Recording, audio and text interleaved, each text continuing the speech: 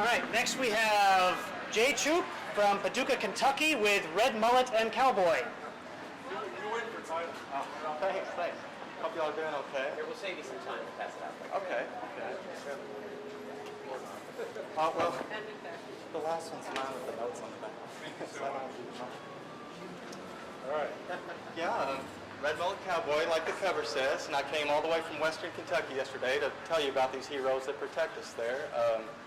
On the surface, this may look a little like it's just kind of like hackneyed redneck jokes and things like that, but really this character kind of goes in depth. Red Mullet is a middle-aged Vietnam veteran with no superpowers, and under his costume he has an artificial leg.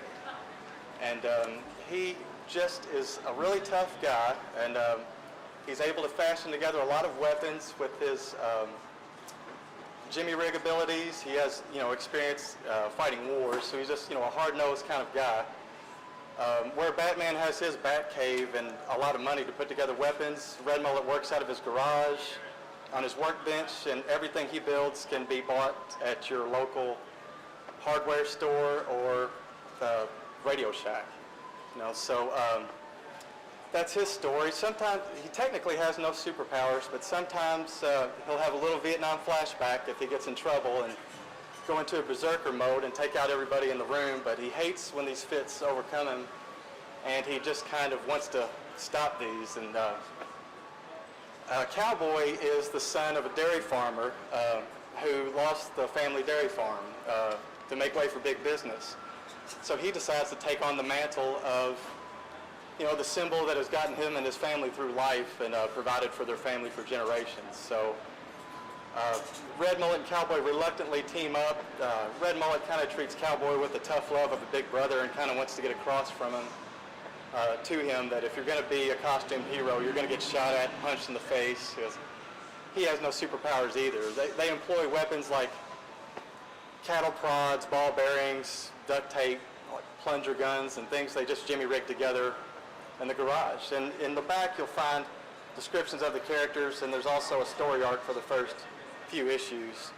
The alien on the cover is actually an intergalactic zoo catcher who comes to Kentucky because there are werewolves running around everywhere, and they have to gather him up, and he wants to put him in his traveling zoo, and they reluctantly team up with one another. Then the alien ends up getting infected by a werewolf and creates a really bizarre creature no one's ever seen, and then they have to take him down as well. So it's pretty much it. It's an action-adventure comedy. It seems like you have a lot of fun with it, and I like the regional aspect of it. I like that it takes place in Western Kentucky. It's a Western Kentucky story. I kind of like that. I think you've got a very fertile imagination, and it comes through, and it feels very fresh. I've certainly never heard anything like this. So you got full marks on originality. Do you know Bob Burden? Sorry? Bob Burden, his work, Flaming Carrot. Oh, yeah. I mean, he had success with, what was the superhero misfit movie? Yeah. Yeah. Mystery Men. Mystery Men. Yeah. This is very kind of like of that type. Yeah. Tick too, and this is, I think, compared to anything else, because I've really tried to come up with an idea a little outside of the box, but a quick description would be, the Tick based in Western Kentucky, but no superpowers, I mean. I think this is cool. It's similar, not in a bad way at all. There's a comic in Germany called Werner, W-E-R-N-E-R. It's one of the best-selling comics ever in Germany. It's sold millions of copies. Their version, I guess, of a redneck. I've never done a redneck comic. I think it's kind of cool. I do have a question for you. Could the protagonist be from a different war and 20 years younger?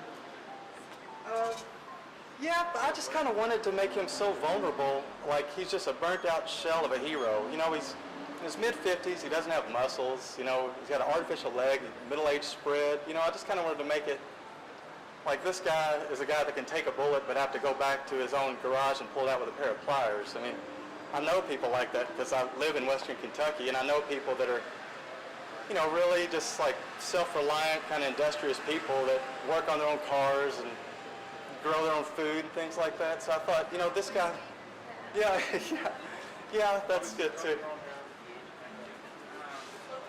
I think it's, obviously the Punisher comes from being a Vietnam vet, and when we made a film, we had to Age him down. We had to, There's a reality of Hollywood where if a movie's about someone who's 50, your target audience ends up being 50, Yeah. and this is not for a 50-year-old target audience. Yeah, that's how Mullet Cowboy brings the youth aspect. He's sort of, Cowboy's the science whiz at the local high school that can analyze the clues and do all that kind of forensic work, while Red Mullet's just the hard-nosed, Jimmy-rigged fist-fighting kind of guy. Almost a drama type thing where you've got the dog who's the sensible one. Yeah. And you've got this red mullet guy who's just out of his mind doing stupid things. He's not really the main character. But he's the most fun, maybe. Yeah, he's the most fun. Right. He's kind of the one that everything revolves around, but in spite of himself. I would do that with him. I would pull him out of the lead, and I would make the interesting world around him of his quirky friends and characters. That would be your story.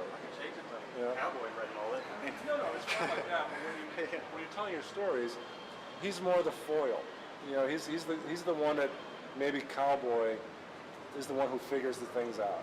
You guys this afternoon are making this contest tougher and tougher. I mean, this is really stepping it up. And Yeah, it really creativity. is. This is fresh. And it, you definitely have something going. And whatever you're drinking over there in Western Kentucky, keep drinking it. It's home brewed, right? Yeah. Very good, though. I'm Thank from a humor mag background too. I've done some work for Crack, but I'm a huge comic fan, but never worked in comics, so I had to kind of make it funnier. Well, I appreciate it. Thank you. Thank you guys for your time. Thank you.